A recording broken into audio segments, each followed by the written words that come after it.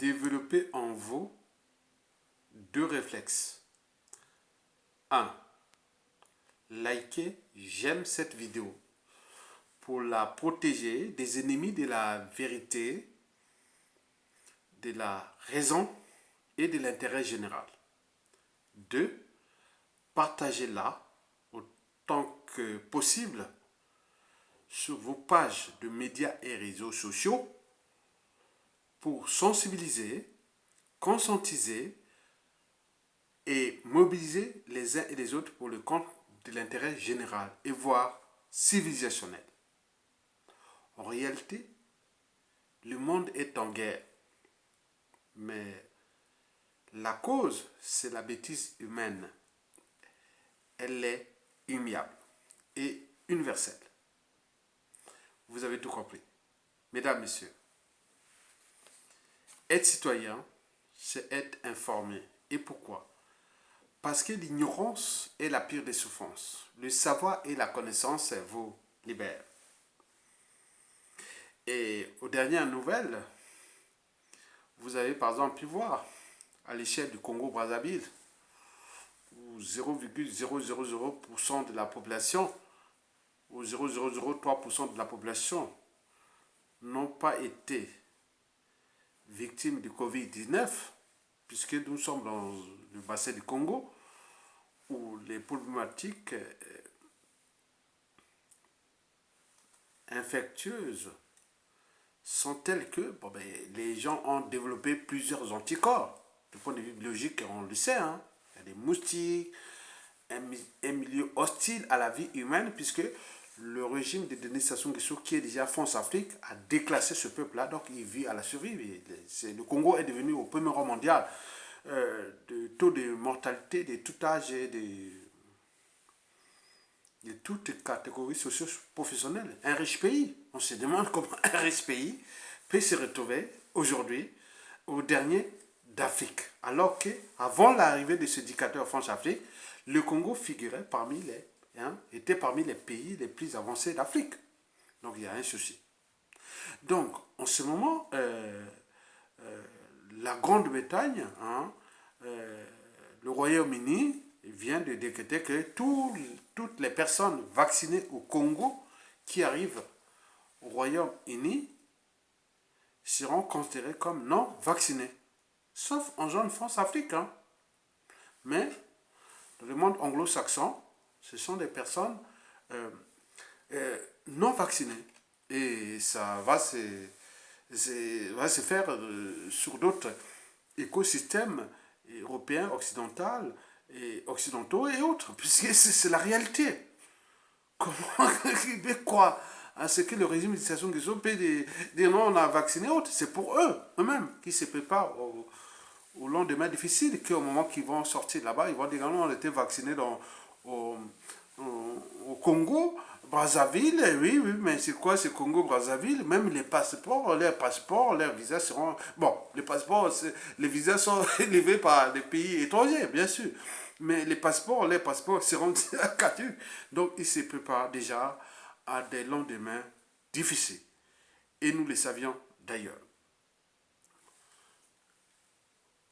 Voilà pour la parenthèse Denis Sassou Nguesso et de ce régime qui est à bout de souffle, au bout du rouleau, où il y a une tragédie congolaise qui se déroule à huis clos, à l'échelle de l'Afrique francophone. Donc nous allons ici traiter la problématique de l'Afrique francophone, de la zone France-Afrique. Et cette zone-là fut initiée, sans le savoir, par le bloc anglo-saxon. Et c'est ce que vous allez le découvrir. Tout s'est passé à la fin de la Seconde Guerre mondiale. S'il n'y avait pas le bloc anglo-saxon, c'est-à-dire les Américains et les Britanniques, les Américains sous le joug d'abord de Roosevelt, puis arriva le président Truman, à la mort du président Roosevelt, qui a tout fait pour sortir du nazisme, on connaît bien, avec tout ce qui s'est passé dans le Pacifique, notamment au Japon et autres. Voilà. Après, il y avait aussi Churchill, mais le bloc soviétiques et chinois avaient dit non à donner le droit de veto à la France, de tout ça. Hein. Donc c'était un pays colonisateur, mais ce sont les Britanniques et les Américains qui avaient donné ce rôle-là de gendarme d'Afrique à la France, que je vais vous expliquer. Pour commencer, alors, comment comprendre les enjeux du déclassement de la France en Afrique par le bloc anglo-saxon, américain et britannique? Vous le savez très bien que depuis le Brexit, passant par l'affaire des sous-marins australiens et les tensions en cours qui se déroulent entre la Russie et la France, à l'échelle de son précaré, hein, l'Afrique francophone, que ce soit en Afrique centrale comme en Afrique de l'Ouest. Nous étions partis déjà de la situation centrafricaine qui aujourd'hui est stabilisée par la Russie, du point de vue sécuritaire et autres. Il y avait que bazar là-bas. Maintenant là, tout se passe actuellement au Mali, où la population même malienne. Alors la France, dégage, retirez vos bases militaires. La France met tous ces réseaux de communication et autres. Et les Français ne voient que dalle, mais les plus informés, ils savent très bien qu'il y a le danger. Hein? Parce que là-bas, en Afrique, ils ont tout perdu, mais ils n'ont plus rien à perdre. C'est la France qui a tout à perdre. Et donc, c'est problématique-là que la France dégage. Retire tes bases militaires. Et là, non, on ne veut pas. Mais la France dit non, mais comment abandonner le Mali? Mais non, on ne veut pas. Bon, on n'a pas abandonné, on est ensemble, mais retirez-vous quand même. Donc, il y a des choses là qui se passent là-bas. Il y a des tensions énormes qui se passent en Afrique francophone, appelée zone France-Afrique. Alors, que constatons-nous? Déjà depuis le Brexit, en passant par l'affaire des sous-marins australiens, et n'oublions pas les tensions en cours entre la France et la Russie.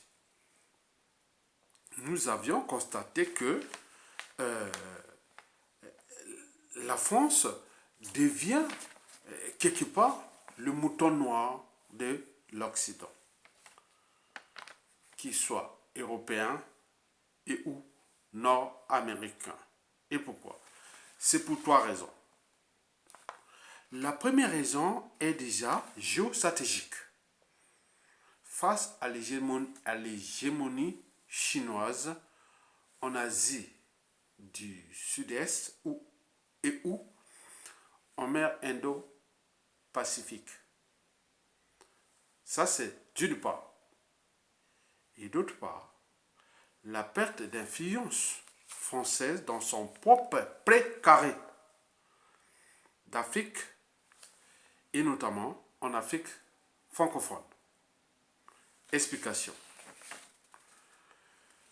Historiquement, pendant la Seconde Guerre mondiale, ce fut, ou à la fin de la Seconde Guerre mondiale, quelque part, ce fut les Britanniques qui avaient permis aux Américains de combattre l'hégémonie nippone en mer Indo-Pacifique. Et ce n'étaient pas les Français, même s'ils étaient en Indochine. La suite, on la connaît depuis la guerre du Vietnam et tout ce qu'on connaît. Donc, de ce qui précède, on ne change pas une équipe qui gagne. D'où la consolidation des intérêts américano-britanniques dans l'océan Indo-Pacifique. Et pourquoi? Parce que l'adversaire chinois devient de plus en plus menaçant. Et les Américains, ils savent bien par rapport à l'histoire qui s'est passée des Japonais, ils savaient que les Asiatiques ont la même génétique un peu. Voilà. Donc les kamikazes, est-ce que demain on pourra se retrouver dans la situation qu'on a eu avec les Japonais et que les Chinois vont certainement se retrouver aussi? Et voilà, donc tous les questionnements. Donc quand on se questionne, on doute, on ne reste pas dans les émotions, mais on réfléchit. Donc on se dit, ah, il y a un souci. On voit la montée en puissance de la Chine. Et donc, vous avez par exemple pu voir sur différentes échelles, c'est que c'est décidé déjà en Canada, aux États-Unis, et puis c'est passé. Hein, voilà. Donc, vous avez tout compris. Hein, donc, on ne va pas aller en détail. Historiquement, les anglo-saxons n'ont jamais eu des gros soucis euh, qu'on appelle militaires avec la Russie. On sait qu'elle veut, hein, on sait ce qu'elle veut, la Russie. Historiquement, on sait ce qu'elle veut. Donc la Russie, les Américains, ils connaissent les Russes, ils connaissent les Russes.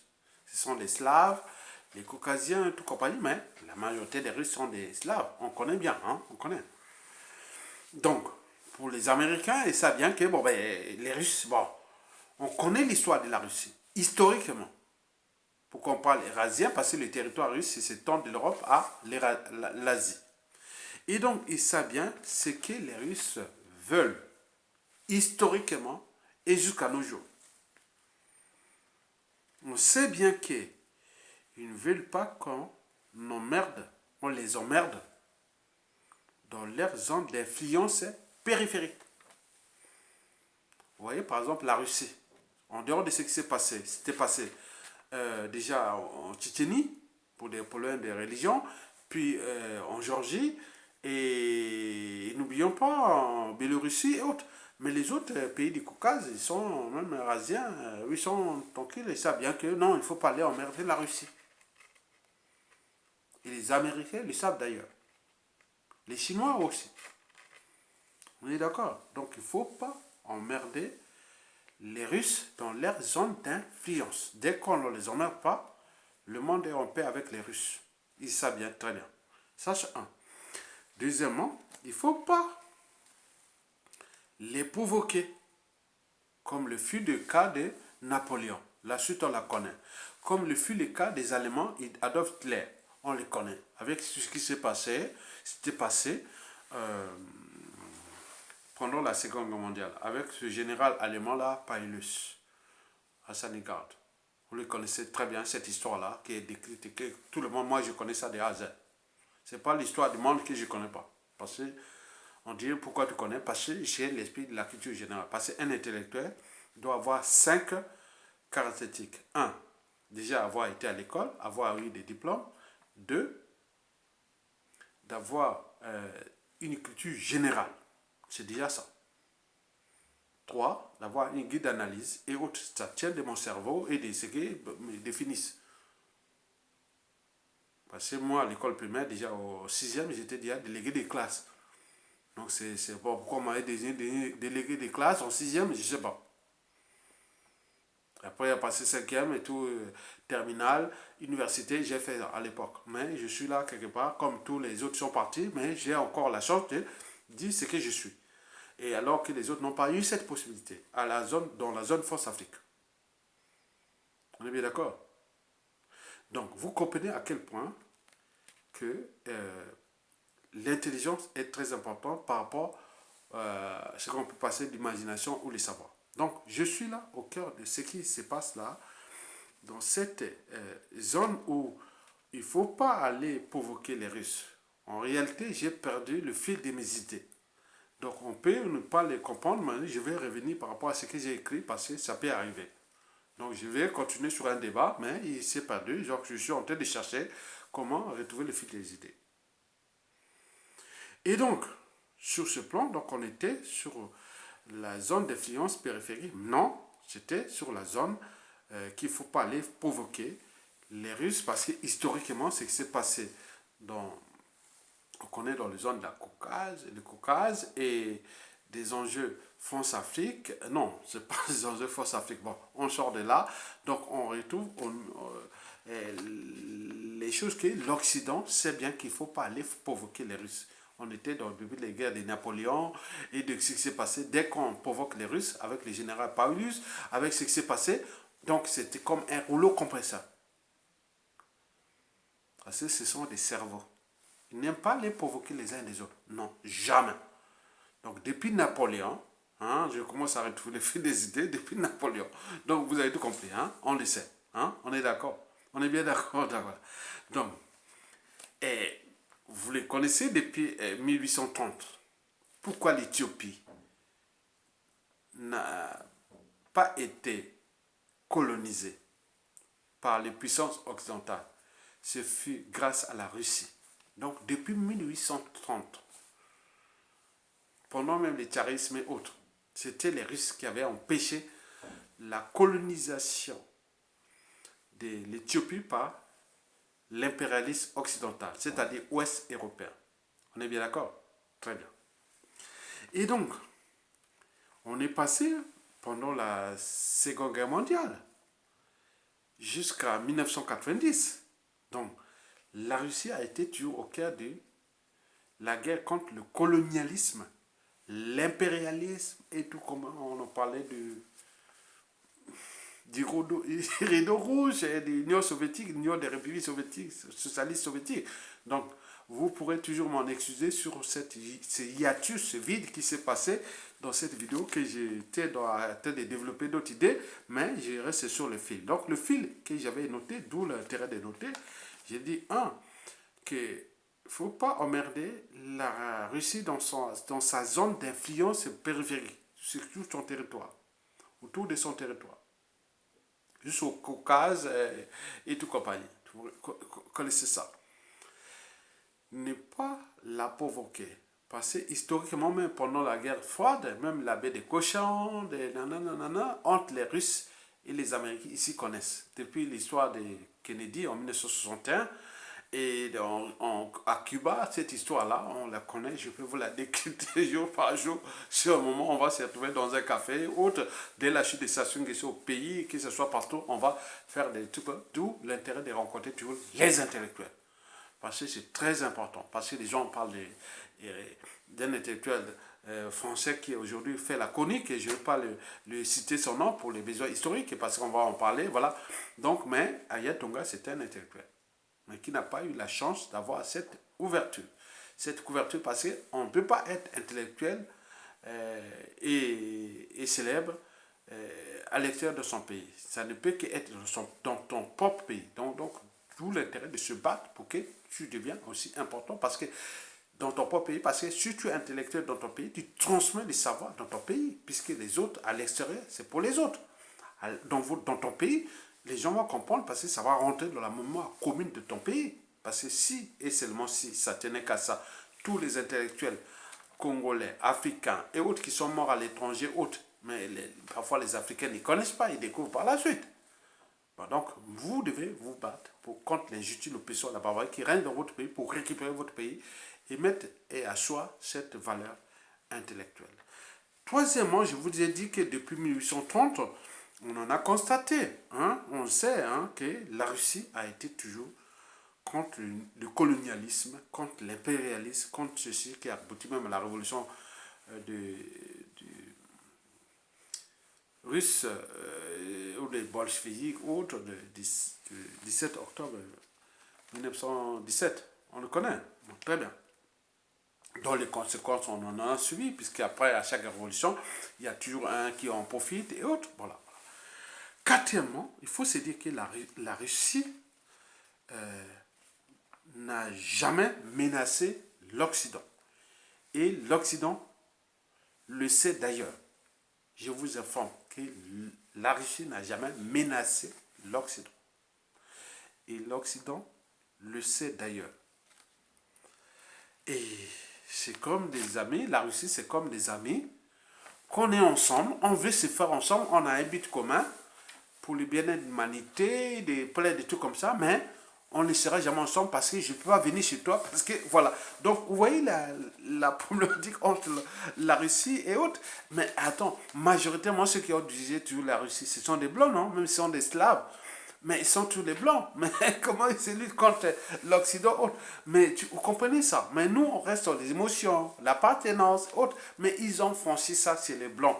Ce qui fait que, qu'il se soit de la Russie, de l'Occident, moi je resterai toujours quand même quelque part fidèle à l'Occident. Parce que, ou pas, Occident, les Blancs, hein, on dit les Blancs. Moi je parlais aux Blancs. Moi les Blancs, voilà. Donc, c'est-à-dire, attends, j'ai un compatriote qui m'a dit, il y a un truc qui se trouve dans les Blancs. Et même les femmes blanches, c'est quand ils les prennent comme ça, ils ont le même langage. Il y a Tonga dans son élément. Quand il se retrouve avec une africaine ou autre race qui se trouve le même langage, c'est le même. Donc, vous voyez ça. Donc, il y a des choses comme ça. Donc, on se trouve comme dans une symbiose.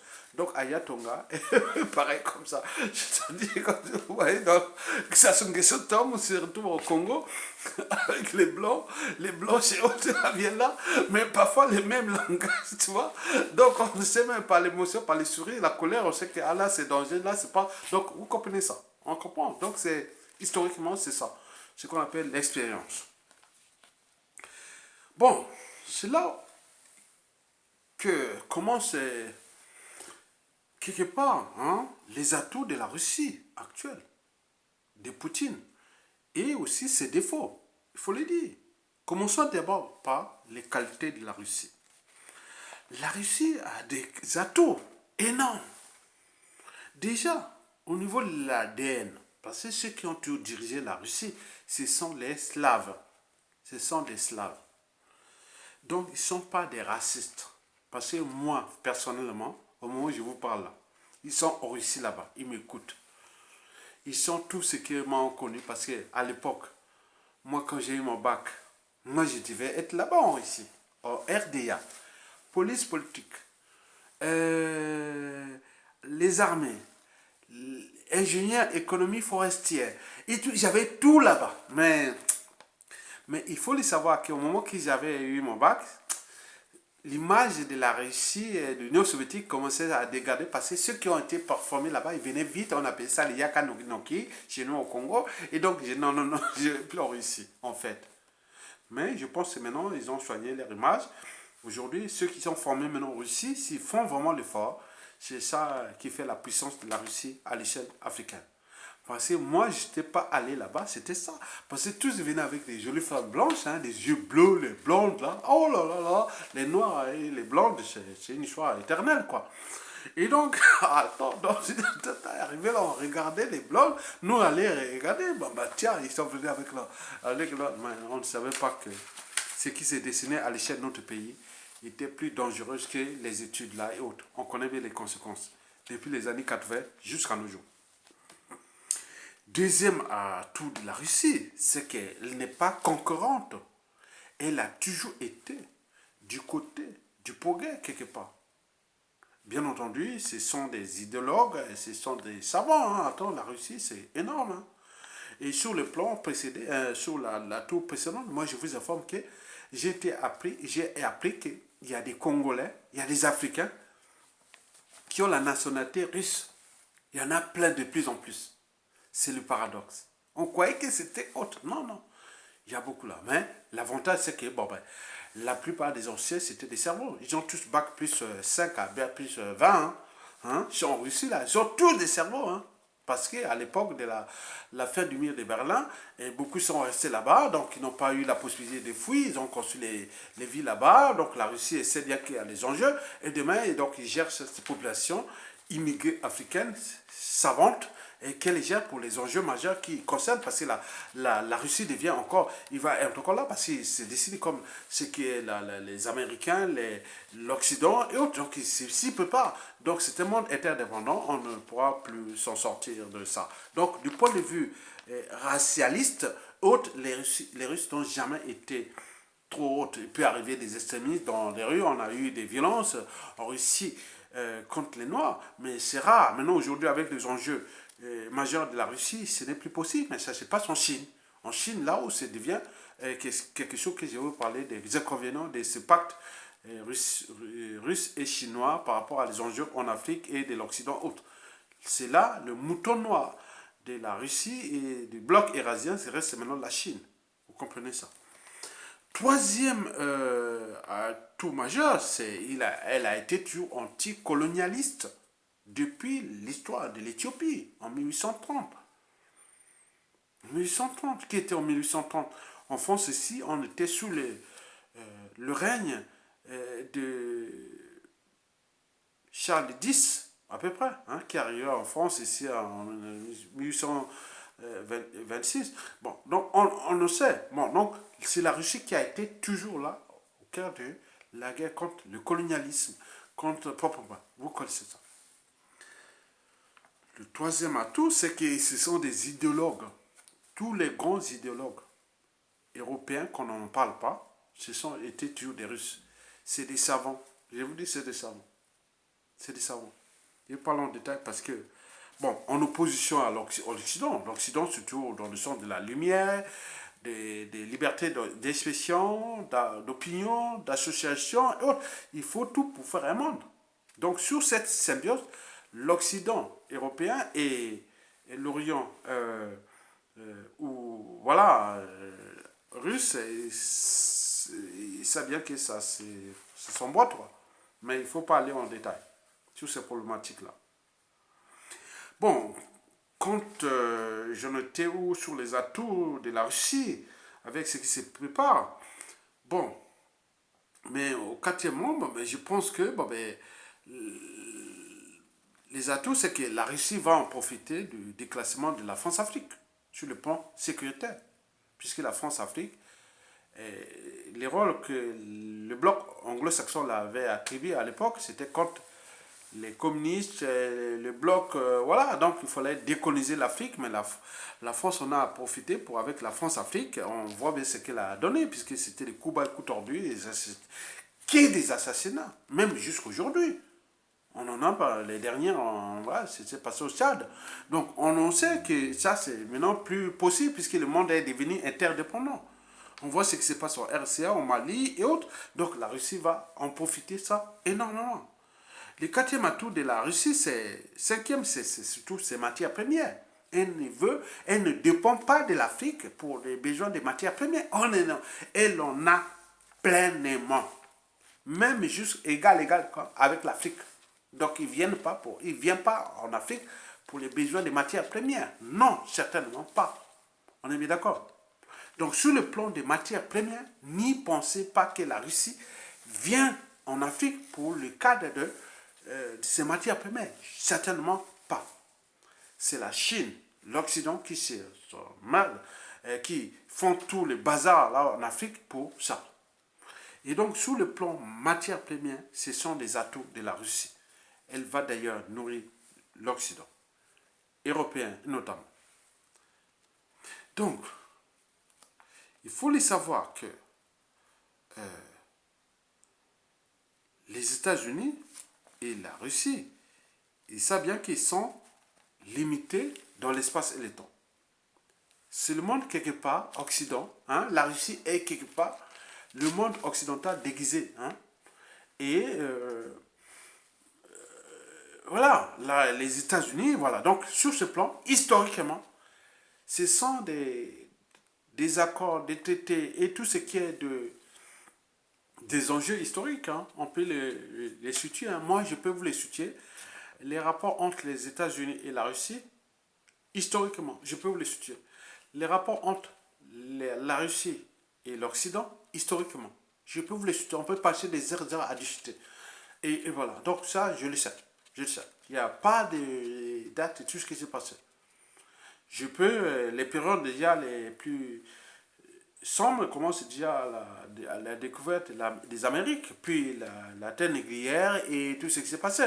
Bon, je connais ça. Je ne vais pas aller en détail parce que sinon, si je dis ça, parce que chez nous, c'est les émotions, l'appartenance, la jalousie, la haine, la méchanceté. Ils vont dire à toi, il y a ton gars, tu connais plein, non, non, non, qu'est-ce que tu veux, non, non. Je ne veux pas aller en détail. Moi, je parle de ça, je sais comment, pour informer les uns et les autres, pour qu'on puisse se transformer face aux enjeux globaux. On est bien d'accord? Très bien. Maintenant, concernant les défauts de la Russie, oui, face à la problématique de comprendre comment le bloc anglo-saxon est-il en train de déclasser la France-Afrique, ou déclasser la France en Afrique. D'abord, la Russie, parce qu'elle est au cœur des enjeux déjà de la France-Afrique, mais également de l'Occident. On est bien d'accord? Très bien. La Russie, d'abord, ses défauts. Moi, j'en ai trouvé trois. Quatre, je sais pas. Trois. Trois défauts. Hein, je ne veux pas dire les autres. Le premier défaut, c'est qu'ils ne sont pas des affairistes. Ils ne sont pas des affairistes. Eh bien oui, hein, ils ne sont pas des affairistes. Hein, dans le sens de dire non, on vient là, on met l'Afrique et on ne peut pas, on met les chemins de fer, on construit tout. Non, ils sont pas des capitalistes, ils n'ont pas l'argent. Donc ils ne sont pas des capitalistes. Hein. Donc ils sont sur ce plan. Donc on dit quand on parle, mais la Russie peut dire non, mais dire que, hein, peut dire que, il y a bien entendu, l'Afrique va devenir notre dada. Et l'Afrique est maintenant la Russie. Mais comment nous allons sortir pour, même tant que les protéger, mais aussi mettre les tours. Donc il va certainement chercher des partenaires qui demain sont eurasiens, mais également occidentaux. Donc c'est ça. La Russie peut demain dire non, mais écoutez, les accords entre la germano-russe, il peut dire à les Allemands, bon ben, on vous donne des droits de veto ou quelque chose pour que vous... Voilà, donc l'Afrique compte sur l'Allemagne. Voilà, donc ça peut arriver comme ça. Mais les défauts de la Russie, c'est ça. Ils ne sont pas, voilà, sont pas des capitalistes purs et sang, hein, comme l'Occident, quoi. L'Occident a l'ADN occidental, anglo-saxon, protestant, gestionnaire, bon gestionnaire, latino, mauvais gestionnaire et autres. Donc, vous voyez, il y a ça. Donc, ça, c'est des trucs que vous allez... Si je reste en vie, mes amis, au Congo, on passera des trucs comme ça. Moi, je serai en discuter pour bien faire des tribunes pour réfléchir, quoi. Hein? Donc, c'est compliqué. C'est à fait. Le deuxième défaut de la Russie, c'est la Chine. Parce que la Chine, déjà, pour les problématiques qui se passent déjà dans l'Asie du Sud-Est, avec l'Australie, les problèmes des sous-marins et autres, que les Américains savent bien qu'on connaît bien les intentions de la Chine. Mais le problème de la Chine, c'est en Afrique. Parce qu'elle est désormais suyeuse. Allez voir le saccage, le sabotage de tous les écosystèmes là-bas. C'est-à-dire la Chine, dès les années 2002-2005 et jusqu'à 2020, la Chine, même à partir de 2015, ça a commencé à bien faire. En à peine 10 ans, la Chine est aujourd'hui souillée en Afrique. Parce qu'allez voir les écosystèmes, surtout dans mon pays, allez voir dans le bassin du Congo, allez voir là où passent les Chinois, c'est du jamais vu, c'est la rapia. C'est pire, c'est ça. Alors que de ce bloc eurasien, la Chine est là avec la Russie. La Chine devient le mouton noir de le bloc eurasien, comme l'est la France avec le bloc occidental en Afrique. Donc il y a deux moutons noirs aujourd'hui, hein, qui sont majeurs. La France, avec la France-Afrique et le bloc occidental en Afrique. Et du côté eurasien de la Russie, c'est la Chine. Je vous dis sincèrement, ce qui se décide pour la Chine, c'est terrible. Ce qui se passe là-bas, c'est terrible. Là, sinon, on avait vraiment... Alors là, si ça ne tenait qu'à la Chine, comme avec sa puissance, la petite vorace, elle n'a pas de ressources. Et donc là, la petite est vorace. Il détruit tout. C'est un rouleau compresseur. C'est comme les souterrains qui détruisent tout. Il prend les plantes là, on revient des secondes après, il n'y a plus d'arbres là et autres. Donc là, c'est le mouton noir de la Russie. Parce qu'elle s'est associée avec la Chine pour asseoir le bloc eurasien qui fait la terreur en Afrique contre l'Occident. Mais le mouton noir est là, la Chine. Déjà à l'échelle africaine, mais également dans la zone Indo-Pacifique. Et donc, vous avez compris ça. On est d'accord? On est bien d'accord. Le troisième défaut de la Russie actuelle, c'est Poutine. Poutine est le problème. Il est à la fois le messie, l'ange et tout compagnie de la Russie. Mais demain, il pourra devenir aussi le problème de la Russie. Donc, d'où l'intérêt pour lui, comme la veille Boris Yeltsin, parce que je vous dis sincèrement, le problème de la Russie, il y a un pays quand j'arrive ici en France en 1992, c'est un pays que je suivais tout le temps, c'était la Russie, parce que je disais, ah, quels sont-ils devenus mes amis? Mais tous ceux qui étaient en RDA et en Russie et tout ça, parce que j'étais vraiment, attends, c'était vraiment chaud, hein, j'étais chaud. C'était dans en Occident, parce que j'imaginais que je serais peut-être en RDA et je serais là dans ces années-là, en train de finir l'étude de doctorat, que ce soit en biologie, en médecine ou en exploitation forestière. Bon, la police, je serais déjà rentré avant, hein, donc je serais déjà avec des amis qui sont là. Deux tiers de mes amis là sont des officiers colonels, hein, de la police et autres, mais ils sont arrivés en dictature. Bon, bref, c'est Poutine. Poutine, va-t-il réfléchir à ce que euh, Boris Yeltsin l'a fait à lui? Parce que, attendez, Bill Clinton, oh là là, il a humilié complètement. Euh, Boris Yeltsin, oh là là, c'était vraiment humiliant. Hein. C'est fait humiliant. Mais celui-ci était intelligent. Il a dit, quand on humilie, c'est comme Sassou Nguesso humilie les Makwa, humilie les Kouyou, humilie les Teke, humilie les Bomitaba, les Likuba, les Lari, les Congo, les Kogni, les Mboshi. Même eux, les Mboshi, et Sassou Nguesso humilie les Dondo, les Kamba, les Vili, les Bachagi, les Tekalima, ils humilient tout le monde dans ce pays, les Bangangoulou, les... Je parle des Tibis de chez nous au Congo, hein, les Bakukuya, les Aton, les Sundi, les Bayaka, les Yombe, tout, les vieux. Non, non, mais attends. Donc, il y avait un individu, il a dit, un jour, proche viendra. C'est comme Mokoko, hein, il peut humilier Mokoko. Hein. Mokoko me dit, non, mais je n'y présente plus. Il sait bien qu'il a trouvé un dur des durs. Les jours-là venant comme là, c'est lui. Je vous ai dit dans notre pays, j'ai dit non, nous si on veut sauver ce pays, il faut aller dans une transition politique consensuelle.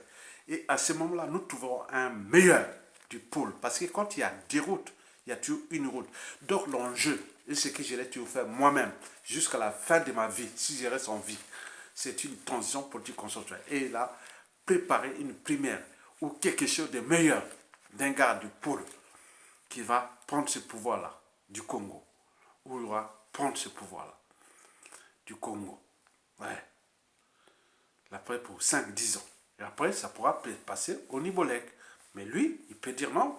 Moi, dans les cadres stratégiques, je commence déjà Premier ministre, un garde du Nord, et à la fin de ma mandature, je prends un Premier ministre qui sera du Nibolek, et c'est lui, peut-être autre, qui viendra, le président, aussi dans la zone Nibolek pour 10 ans et autres. Donc ça va être ça. Donc lui va commencer pour prendre un Premier ministre du pôle, et après il va finir par prendre un Premier ministre du Nord, et c'est lui qui viendra. Donc, et ça sera, nous serons 30 ans, 40 ans après. Donc vous voyez ça, nous sommes les visionnaires, on y pense. Boris Yeltsin avait vu que, ah là là, on avait humilié la Russie. On parlait des problèmes des déchets nucléaires en mer Baltique et tout. Attends, c'était chaud. Ah là là, la honte. Mais il y a eu un gars, un individu. Il avait invité autre par les réseaux. Mais il ne savait pas que c'était Boris Yeltsin. Donc, est-ce que lui, aujourd'hui, a-t-il préparé un dur des durs? Parce que le monde de demain comptera beaucoup sur la Russie. Parce que la Russie n'a pas besoin d'aller exploiter les matières premières ailleurs. Et on en a beaucoup, pour encore 1000 ans. Et donc, c'est elle qui doit comprendre que je ne suis pas dans le centre là, mais je suis dans le cadre d'antidote. Parce que trop de déséquilibres, tout tue les déséquilibres. Il faut être dans ces contradictions.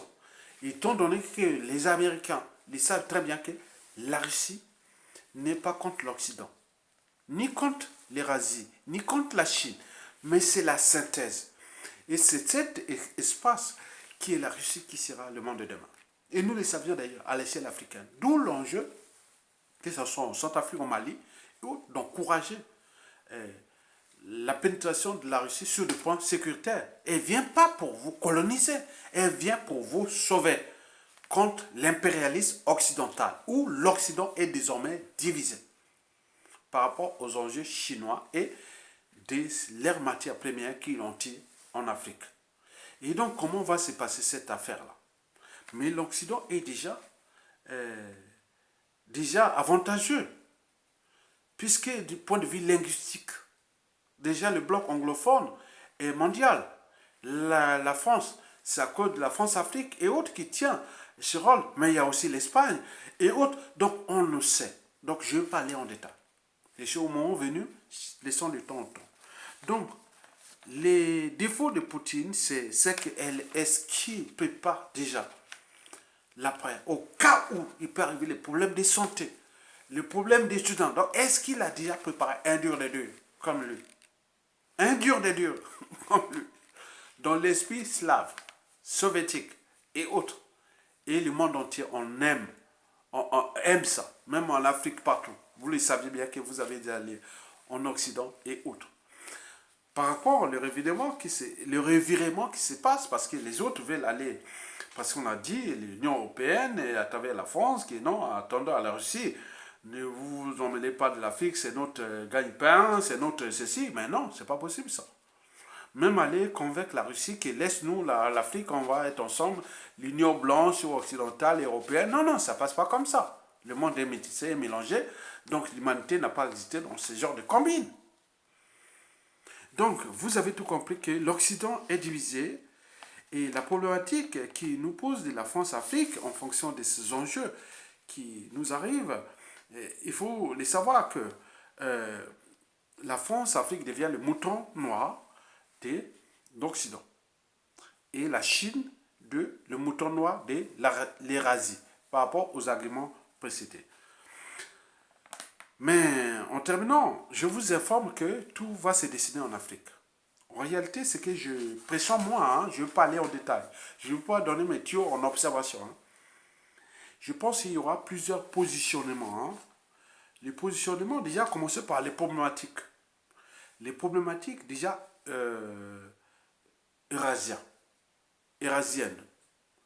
La Russie en profitera de ce qui se passe en Afrique, et notamment en zone France-Afrique, pour asseoir son influence mondiale. Pour réasseoir son influence mondiale.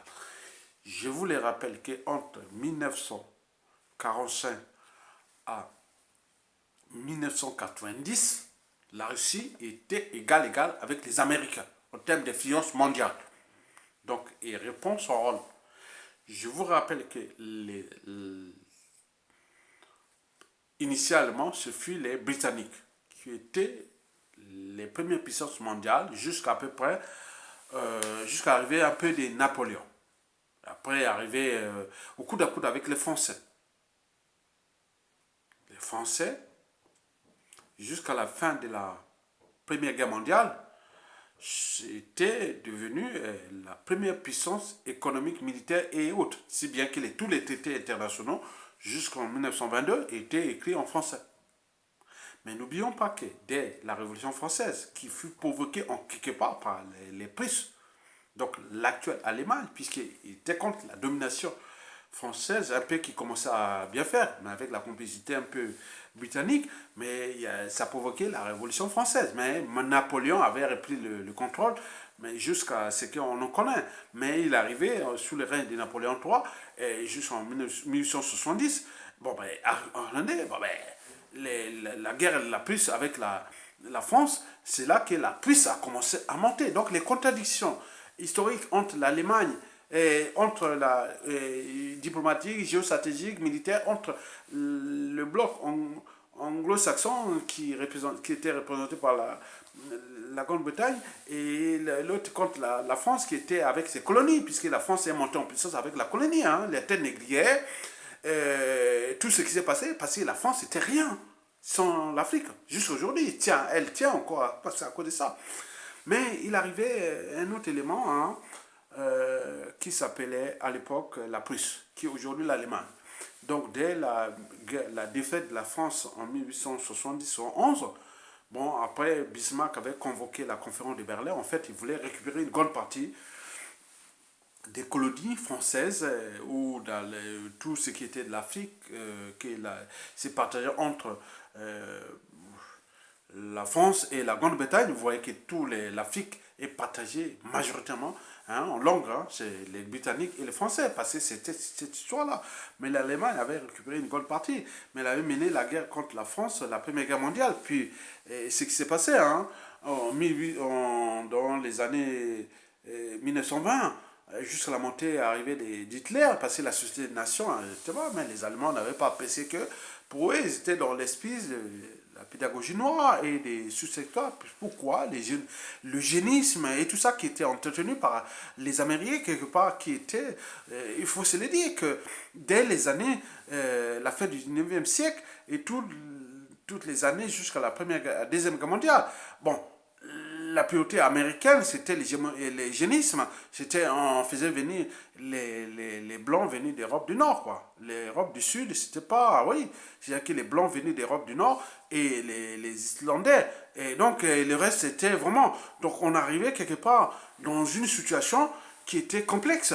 Ah oui, c'était complexe pour non seulement pour la France, mais également pour la civilisation, puisque voilà, donc la France avait puni l'Allemagne quelque part, puisque entre 1920 à 1933, parce que les Noirs, hein, vous voyez, on en a à la fin de la Première Guerre mondiale. Donc les Noirs étaient en Allemagne, c'est eux qui faisaient la loi contre les Allemands. Hitler n'avait pas apprécié ça. Donc le Maïkon, même s'il a voulu faire les coups d'État et tout ça, et après il est rentré dans la démocratie, il s'est inspiré du fascisme italien, Mussolini, il est arrivé tous ces trucs-là, on connaît, on aura le temps de discuter ça au moment convenu. Mais le problème, c'est que, bon, les Allemands ne peuvent pas apprécier que les Noirs puissent, voilà, la France avait humilié l'Allemagne hein, pendant ces années-là. Hein, quand on voit que ce soit en Rhénanie, tout l'ouest allemand, hein, donc la Ruhr et autres, c'était les Noirs africains qui est là, alors que l'idéologie, même depuis les Jeux olympiques de 1936 avec les Noirs américains qui avaient gagné tout, mais Hitler était même sorti du stade pendant les Jeux de Munich et autres. Bon, donc vous savez ça, c'est très compliqué cette histoire-là. Donc j'ai dit à Sassou Nguesso, comme j'ai dit, n'humiliez pas les uns des autres, nous préparons des monstres. Parce que cette histoire-là est en rapport avec ce que la France, à la sortie de la Première Guerre mondiale, avait humilié les Allemands en mettant les Noirs, qui est l'idéologie. Voilà, donc vous comprenez. Donc c'est comme ça. Donc, et aujourd'hui, c'est que c'est des signes. Je vais parler en détail sur cette histoire, c'est bien documenté. On aura l'occasion de citer au moment venu. Donc, d'où l'intérêt d'avoir des cerveaux qui sont tout là autour de vous. Voilà. Donc, cette histoire-là de la fin de la Première Guerre mondiale et l'humiliation de l'Allemagne, on tenait, il a fabriqué un Adolf Hitler qui est venu pour humilier la France, dont on connaît, mais la France aussi a humilié par la suite. Et bon, l'Allemagne a payé sa rançon de la Première et Deuxième Guerre mondiale jusqu'en 2010. Mais il reste pour la France sa rançon de l'esclavage, la colonisation, les néocolonialistes, la France-Afrique, qui date depuis 500 ans. Donc la France est un pays en danger, qui, historiquement, avec les évolutions du monde d'aujourd'hui et de demain, la France devra, dans l'espace et le temps, payer sa rançon de l'esclavage, de la colonisation, de gré ou de force. Ça va arriver, c'est peut-être au 22e siècle, peut-être au 23e siècle, ou au 24e siècle, au 25e siècle, même au 28e siècle, même au 30e siècle. Donc ça viendra, ça va se faire. Donc nous laissons là pour remonter à la France que tout ce qui se passe là, au lieu de penser vraiment les enjeux, que non, attends, cherchons les moyens pour s'en sortir déjà j'appelle le franc CFA, quitter les bases militaires pour aller pas faire les trucs et autres, mais ils n'y pensent pas parce qu'ils sont cernés. Et donc les enjeux sont là. Donc je voulais seulement vous dire que le bloc occidental est divisé, que le monde occidental est qui certainement fut anti-civilisationnel, hein, c'est-à-dire britannique, parce que c'était en réalité, depuis quand même la fin de l'esclavage, les Français étaient là quand même, étaient quand même devenus des gens que, par rapport à la Révolution française, parce que la Révolution française fut quand même l'espace qui avait permis de civiliser les civilisés et, et mettre les outils pour qu'on réponse des enjeux autres, d'où la Déclaration universelle des droits de l'homme et des citoyens autres. Mais tout ça a été essuyé par Napoléon et tout ce qui s'est passé. Mais ça peut revenir. Donc la France a quand même une marge qui est déjà là, historique au niveau linguistique. Comment s'est transformé avec ses dom avec ses territoires et autres. Moi j'étais surpris, j'ai fait une recherche sur les îles Kerguelen. Attends, j'avais fait un maîtrise de sciences naturelles, SVT, biologie, géologie. J'avais fait mon mémoire sur les myxomycètes. C'est-à-dire, j'avais fait ça en relation entre la faculté de sciences de Reims et l'université et la faculté de médecine et aussi de pharmacie de Reims. Donc, c'était dirigé par le professeur Philippe Boucher, s'il est encore en vie. Donc, je faisais des études sur les myxomycètes, les champignons microscopiques et les effets pratiques sur la biomédecine, le nouveau agroalimentaire, mais ces chouches que j'étudiais, que j'ai fait sur la mémoire, venaient des îles Kerguelen. Tapez les îles Kerguelen. Donc j'ai révélé, mais il n'y a pas grand-chose là-bas. Donc vous comprenez, ce sont des territoires australes de la France. La France tient son rang mondial à cause de ces territoires partout. Mais est-ce qu'elle aura encore les capacités de défendre tous ces territoires? C'est tout le questionnement. Donc moi, je voulais seulement vous dire ça. Et donc nous aurons les moments venus comment trouver les positionnements. Bon, les positionnements, attends, il y a ça, hein, moi j'avais ça à dire, mais c'est trop, hein. Donc moi je dis, donc il y a beaucoup de choses là, attends, je voulais dire quoi en fait. Bon, il y a trop d'enjeux à faire parce que, en fait, du point de vue sécuritaire, la Russie va s'imposer en Afrique. Ça c'est sûr et certain. D'autant plus que la France-Afrique va faire ses conneries. Il sera dans ces conneries qui sont en Centrafrique, au Mali, qui se passent partout. Du point de vue occidental, la problématique va se passer autour du terrorisme. Donc, sous ce plan, c'est déjà démasqué. On sait que l'Occident veut mettre les terroristes en Afrique pour exploiter les matières premières et assurer la domination. Donc, nous, on le sait, beaucoup vont enfoncer sur ça, qu'est-ce qui se passe dans les Sahel, dont les sont des stratégies occidentales pour exploiter les ressources naturelles de l'Afrique. Donc, on a tout compris. Donc, sur ce soir, donc, il n'y aura plus besoin de mettre des djihadistes. Donc, tous ceux qui viendront là-bas, la Russie dit non, mais attends, venez là, on n'a plus besoin. Ils vont même raisonner. L'Algérie, déjà. L'Algérie qui a aidé l'indépendance de l'Algérie, c'est les soviétiques, non?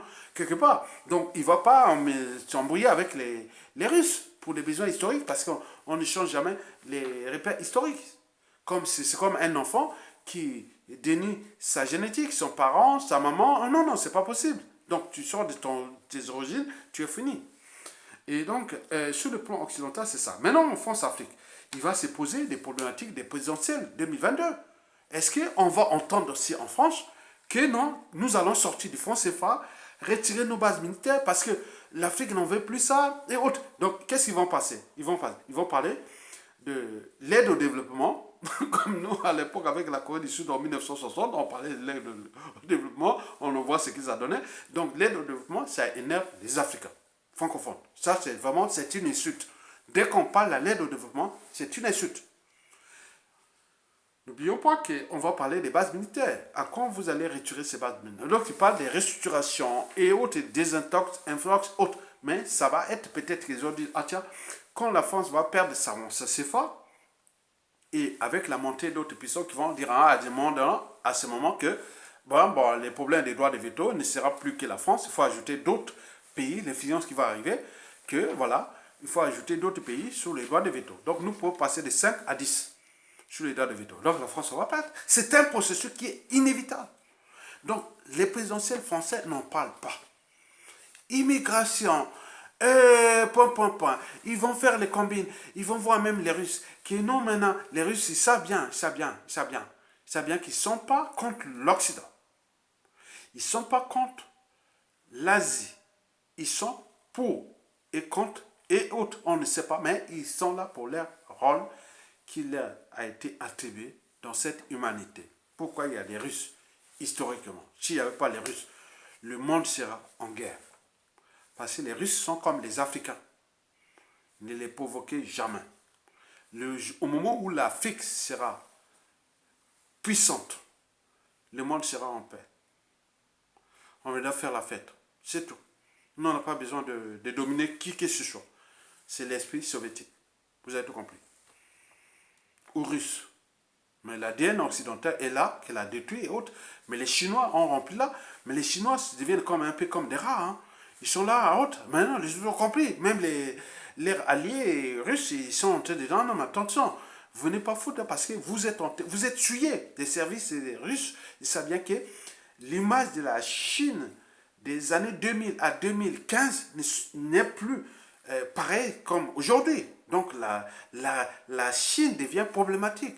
Donc la Russie cherche à trouver d'autres alliés, soit en Polynésie, en Philippines ou dans d'autres Asie du Sud-Est, qui est autre, même aller peut-être demain peut-être pas les Japonais, mais bon, bref, vous avez tout compris. Les enjeux, oui. Les enjeux de l'Eurasie dans la Russie, c'est anti-néocolonialisme, ça c'est sûr et certain. Mais pour l'Occident, l'enjeu c'est le contrôle des matières premières, qu'elles ne soient pas aux mains des Chinois. C'est tout, c'est ça. La Russie, il n'y a pas de problème, mais c'est la Chine. C'est le métier parce que les terres rares. On l'avait laissé cette technologie, la Chine développer ces technologies des terres rares, parce que les terres rares c'est trop polluant, ça détruit les nappes phréatiques, c'est ça. Exploiter les nappes, les terres rares, je vous dis, c'était du sale boulot. Quand on parle des terres rares, on croit que c'est facile comme ça, mais c'est du sale boulot. Ça pollue énormément. Fabriquer, transformer une terre rare en matière première susceptible d'alimenter les technologies civiles et militaires, mais c'est du sale boulot. On a laissé ça. Maintenant, aujourd'hui, la Chine a le monopole de ces technologies, ce qui inquiète les Américains. Mais où où la Chine tire-t-elle ces matières premières hautes? C'est en Afrique et notamment dans les bassins du Congo. Et donc les enjeux de demain vont se passer dans les bassins du Congo. La Chine ne veut pas que ce bassin reste là aux mains des Chinois et encore moins d'autres enjeux. Donc ils veulent comprendre parce que le bassin du Congo, c'est les bassins qui détiennent toutes les ressources naturelles du continent, hein, en termes de matières stratégiques. En plus, ce sont des populations animistes et chrétiennes. Donc, on ne veut pas les laisser. On peut les laisser. La Russie s'emmerder avec les trucs en Afrique du Sahel et autres. Bon, très bien. Donc, mais la Russie n'a pas dit ça dernièrement, qui s'occuperait du point de vue sécuritaire dans le Sahel ou autre, mais il y a aussi le bassin du Congo, le golfe de Guinée. Donc là où ça s'est dessiné, nous sommes là en guerre. Donc d'où l'intérêt de voir ce qui va se dessiner. C'est-à-dire, les Américains disent non, mais non, il faut éjecter les Sassou, les Nguesso et tout ça, et déclasser la France-Afrique. Bon, c'est ton rôle, tu n'as plus beaucoup de marge à faire, quoi. Tu comprenais? Donc il y a beaucoup de choses qui se passent là. Donc d'où cette synthèse, on le dit, on donne un rôle à un individu qui tu fais ça, mais tu n'as pas rempli tes missions. C'est comme dans des centres de profit ou dans des trucs, des affaires, on te donne des objectifs, des stratégies hautes, mais tu n'as pas tenu ni tes objectifs, ni tes stratégies. Ce qui a fait la France, historiquement, mais ce n'est pas adapté. Elle est restée que dans le centre de la France-Afrique. Eh oui, donc, le centre-Afrique, des dictateurs et autres, en faisant des hold-up électoraux, des coups d'État, des nanas, mais non, la France ne va pas tenir ça. Donc, les anglo-saxons vont reprendre le contrôle du golfe de Guinée, et ce sont les Américains qui se préparent en Angola, en République démocratique du Congo, et dissiper Sassou Nguesso aussi, et autres, mais les Russes, ils disent, bon, mais il n'y a pas de problème. Moi, si je prends la Centrafrique, vous prenez le Congo, Brazzaville, les Gabon, bon, vous restez toujours avec la France, vous allez gérer ça, mais voilà, donc c'est un truc de... Voilà, je vais parler en détail. Je vous laisse là parce que ça va énerver plein de gens. Il y a beaucoup de choses, il ne faut pas les dire. Hein. Moi, je ne suis pas encore homme politique. J'ai cette liberté de dire les choses vraies parce que Déjà, je suis humain, humaniste, je suis un lettré, je suis un citoyen qui a les droits et devoirs de dénoncer, d'expliquer, voilà. Je suis aussi un interprète, voilà, qui fait part de sa liberté d'opinion, d'expression, de pensée, euh, d'analyse. Et n'oublions pas d'expression, de mettre des contenus pour avancer le monde, quoi. Hein? Je voulais te dire, quels que soient les enjeux, au cœur de mes enjeux, ma conscience sera toujours au-dessus de l'appartenance. Voilà. Donc les Russes, les Américains, les Africains, les Français, autres, moi là qui se partager et autres. Maintenant, au moment de venir, quand demain, si je suis aux affaires, si je reste en vie, mais là, c'est une autre épreuve. Mais les enjeux là, ben, ces gens-là, ils connaissent ça, ils connaissent bien. Hein. Dire, ah tiens, le garçon là, le monsieur là, il est positionné comme ça, c'est un universalisme. Donc, quand il va arriver, qu'il voit que c'est compliqué dans les enjeux, même à l'épreuve de son pays, bon, ben, il va démissionner. Même s'il est membre du gouvernement ou autre, il va démissionner. Il va, doit des réserves, il va plus en parler, et voilà. Donc, voilà, donc c'est des gens comme ça qui disparaissent. Et autres, on les voit par-ci par-là, mais ils sont, voilà, c'est les, voilà. Donc, c'est ça, je suis dans ce cadre-là. Donc, Éric Zemmour, pour le contexte historique, pour ceux qui gardent la mémoire de cette affaire-là, nous sommes le, le 28 septembre 2021, Éric Zemmour, je vous dis sincèrement, dites la vérité aux Français. Est-ce que nous allons quitter les francs CFA et, et laisser les Africains, on ne veut plus de francs CFA, les bases militaires et la voie de l'Afrique qui est gérée par les Nations Unies, autres. On laisse l'Afrique tranquille. Mais si vous ne les dites pas ça, mais de toute évidence, en fonction de ce que je vous ai précité, ça va se passer. Ce sont des rapports de force. Et les autres n'y peuvent pas. Et c'est la France qui va y perdre. Vous allez chasser les Noirs, les Arabes, comme vous l'a dit, que vous passez sur le RRB, qui parle de Roissy, Charles de Gaulle, jusqu'à Saint-Rémy-les-Sévreuil, parce que ce RER-là, c'est la ligne principale du transport parisien quelque part. Hein, où quand vous arrivez de Roissy-Charles de Gaulle, l'aéroport de Roissy, vous allez prendre toujours RRB et vous passez, vous allez faire presque 10 km avant d'arriver à Paris, sur ce RER-là. Et quand les quartiers là, quand on parle de la Seine-Saint-Denis et autres, mais l'Africain va dire non, mais attends, c'est la Seine-Saint-Denis, bien sûr. Mais quand vous arrivez là-bas, mais vous voyez qu'il n'y a pas, je sais pas, aussi misérable que ça. C'est des problèmes de pouvoir d'achat et qu'il y a des immigrés, des Noirs, on voit beaucoup de Noirs, beaucoup d'Arabes, hein, vous parlez de Roissy, Charles de Gaulle, et le deuxième plus gros aéroport européen, c'est l'aéroport de Roissy-Charles de Gaulle. Dès que vous prenez l'aéroport de Roissy-Charles de Gaulle, vous venez là, vous passez Villepinte, Aulnay-sous-Bois, que ce soit Sévran, jusqu'à Aubervilliers, voilà. Donc vous comprenez ça. Donc Roissy et tout compagnie. Donc il y a toute une histoire là, de cette là qui se passe. Vous arrivez juste à Paris, Gare du Nord. Et donc la Gare du Nord là, donc tout ça, c'est beaucoup de Noirs, beaucoup d'Arabes. Et donc, et des minorités qui sont venues maintenant, les Chinois, les Indiens, oh, mais qu'est-ce que ça peut faire? C'est comme moi, demain au Congo. J'arrive au Congo. Moi, je veux voir les Maliens, hein, me faire malien parce que historiquement c'est malien. Et on va voir d'autres populations arriver. Maintenant, on nous parle des Chinois, on nous parle des Indo-Pakistanais, on nous parle. Moi, je vais arriver là, je suis quelque part en France, c'est mes tontons de France, quoi. Donc, sur le plan, on ne pourra pas m'expliquer ça. Puisque moi, j'ai vécu ma vie de France tonton avec cette évolution depuis la fin de la guerre froide, en passant par la montée en puissance de la Chine, de l'Inde et tout comme. Donc moi j'ai vécu ça. Hein? Je vous dis cache pas. Hein? Ne vous cache pas. Et alors, c'est ma chinoise, bon, Nabimana Bango, hein, tu vois. Donc moi je sais pas le problème. Et indienne ou tout comme c'est ça. Voilà un esprit de apoto, moi n'importe trop. Donc c'est pas le problème. Donc je voulais seulement vous dire ça, que le problème qui se pose n'est pas le problème d'invectiver les minorités.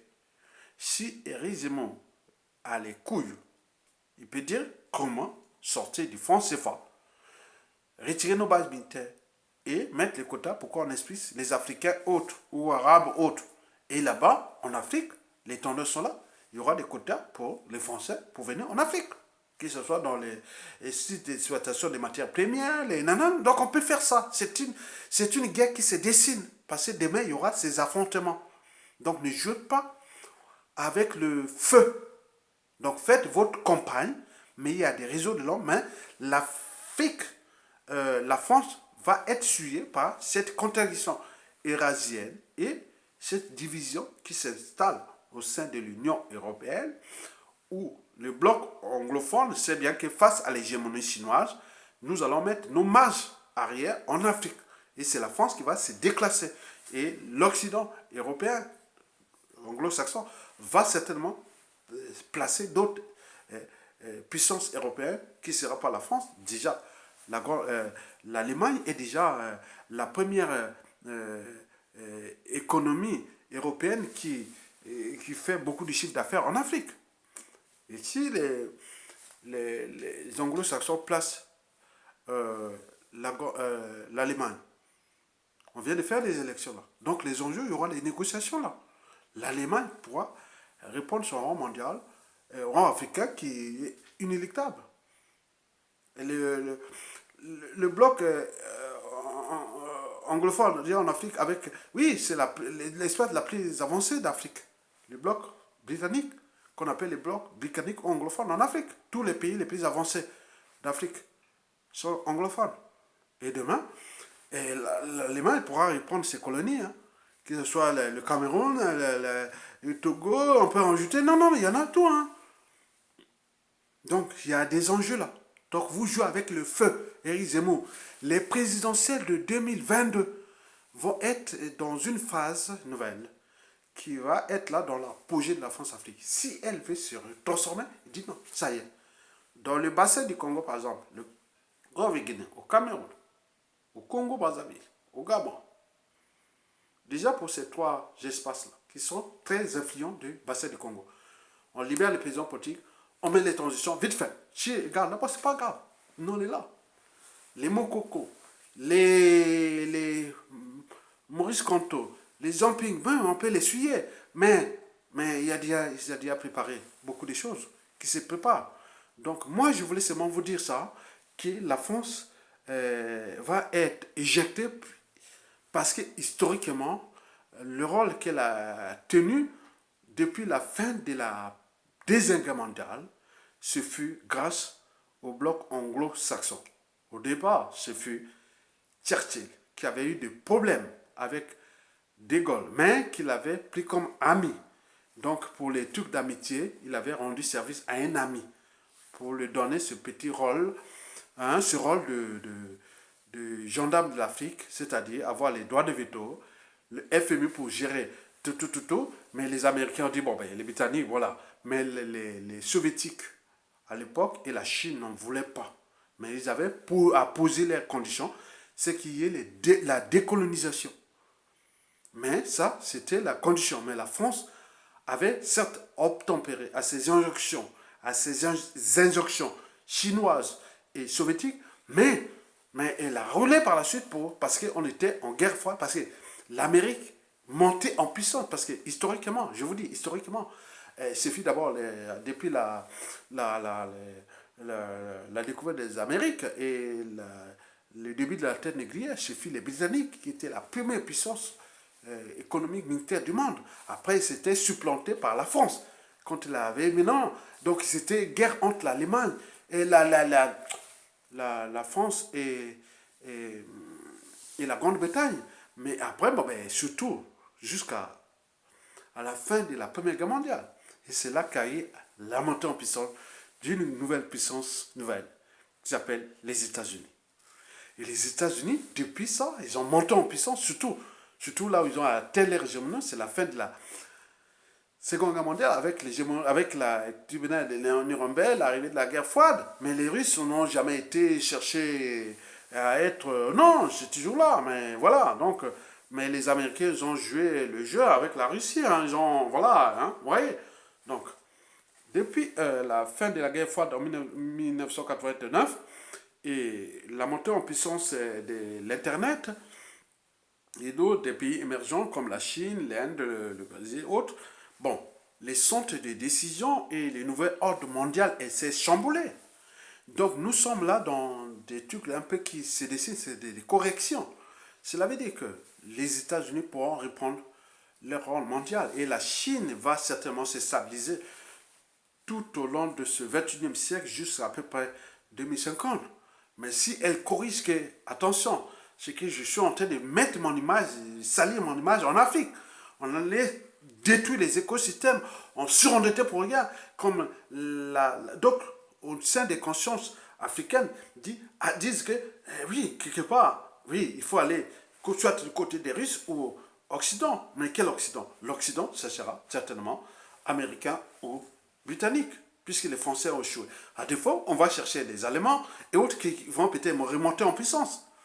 Et donc, n'oublions pas, la Russie, elle sera toujours là, puisque la Chine va s'essuyer, puisqu'elle est en train de se faire griller en Afrique. Elle est en train de...